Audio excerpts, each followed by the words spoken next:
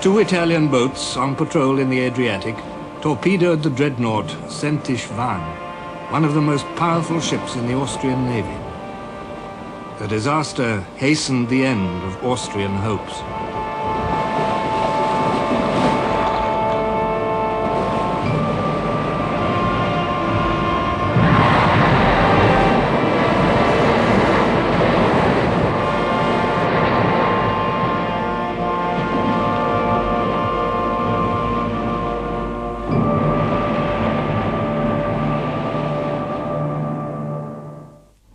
In the Balkans, Germany's other ally, Bulgaria, stood cautiously on the defensive. Like Italy, Bulgaria had entered the war for territorial gain at the expense of her old enemy, Serbia. In 1915, as the Germans and Austrians invaded Serbia from the north, Bulgaria struck at her flank.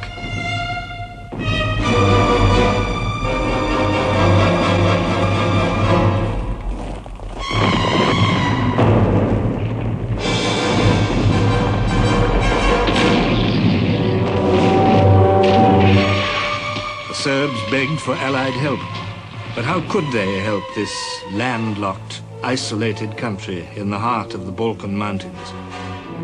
Only with the aid of Serbia's ally, Greece. At the invitation of the Greek Prime Minister, Venizelos, British and French troops landed at Salonika.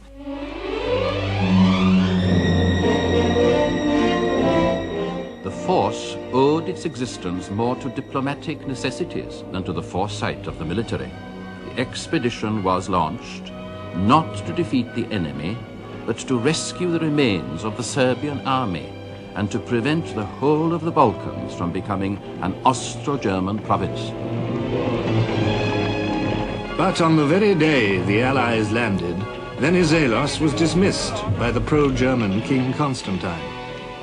The king declared that Greece would stay neutral. The Allies were too late to help the Serbians effectively. They found themselves in a neutral country teeming with German spies.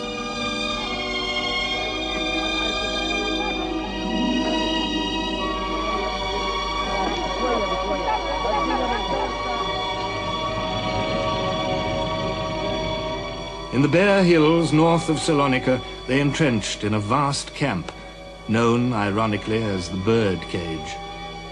Here they waited for the Bulgarians and Germans to advance. But they did not come. All we prayed for and hoped for was, let us have some action. Let us get into things. Let us do something. We joined the army to fight for the old country, not to plouter about and dig trenches. As the troops in the birdcage dug and made roads, reinforcements poured into Salonika. British, French, Italians, Russians, Serbians. It was probably the most crowded city in the world, and the most polyglot. Sailors from half a dozen navies, Turks, Albanians and Greek, Balkan peasants in their rough frieze dresses, native soldiers, Algerians, Indians, Annamite and Senegalese. Salonika's cafes, cabarets, cinemas and music halls did a roaring trade. There were never quite enough for the thousands of strangers within the gates of the city.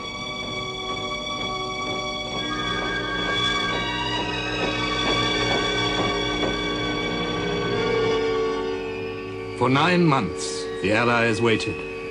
There was mistrust of Greek intentions, mistrust between the Allies, mistrust of the French commander, General Sarai.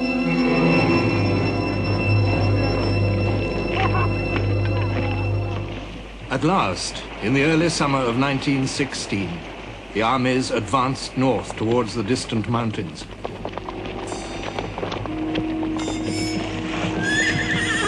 The Bulgarians and Germans had had ample time to prepare. Everywhere they held the heights in great strength. No matter where you were under observation. All they had to do was look down on you. You couldn't move by daylight at all. In the heat and dust, the trench lines spread across the Balkan Peninsula, from the Aegean to Albania on the Adriatic. The The sun beat down on the stony, treeless heights on the swampy plains. The temperature rose to 114 degrees. The British troops had no sun helmets. The director of medical services in Egypt thought they were unnecessary. With the heat came the mosquitoes, but there were not enough mosquito nets, not enough quinine. In the summer of 1916, in every battalion, men went down by the hundred. The medical services were overwhelmed. The difficulties of evacuating this flood of sick men were extreme.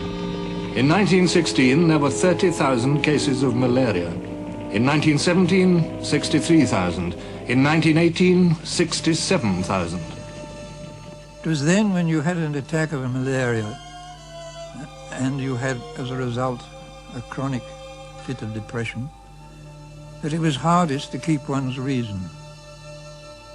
Long hours in the line, in one's lonely dugout, as one sat there and thought, shall I ever see home again and the people I love? That was the most dangerous moment for any man to have to face. And some poor chaps couldn't face it and shot themselves. The British Army felt abandoned, forgotten. We are far out of the limelight. People ask, what on earth is the Salonika army doing? Lloyd George wrote, Our Balkan force remained a miserable Cinderella among the Allied armies. The British War Office never loved it. The campaign was a wretched story of neglect, delay, and official bungling of essential supplies. Winter brought a new enemy, cold. Day and night, the armies of both sides were exposed to the full blast of the blinding sleet, the icy wind. The temperature fell to 35 degrees below freezing. Men went down by the score with frostbite. The German High Command were content to remain on the defensive and let the Bulgarians hold the line. It was more advantageous to know that 300,000 of the enemy were being chained to that distant region than drive them from the Balkan Peninsula and thence to the French theatre of war. The Germans had other preoccupations in the Balkans. In 1916, Romania declared war on the Central Powers, and Bulgaria found herself with an enemy on her northern frontier. But Romanian ambitions exceeded their powers. The trouble is we are such babies, so unlearned in the art of war, wrote the Queen of Romania. She herself set an example befitting a granddaughter of Queen Victoria, distributing sweets, cigarettes, little crosses, and holy pictures.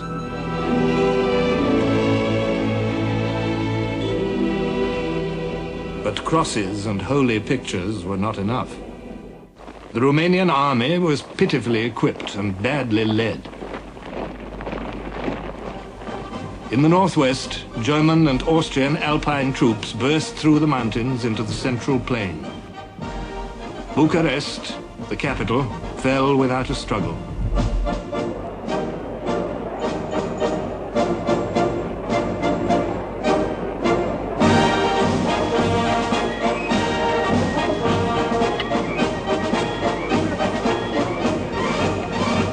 In the south, Field Marshal Mackensen, with a mixed force of Germans, Bulgarians and Turks, had pushed up the Danube towards its mouth and captured the Black Sea port of Constanza.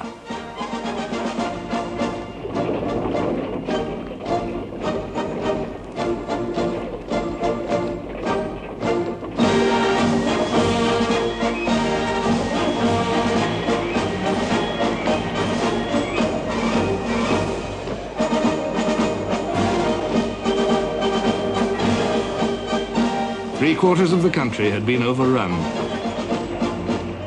And the following year, the Romanians sued for peace.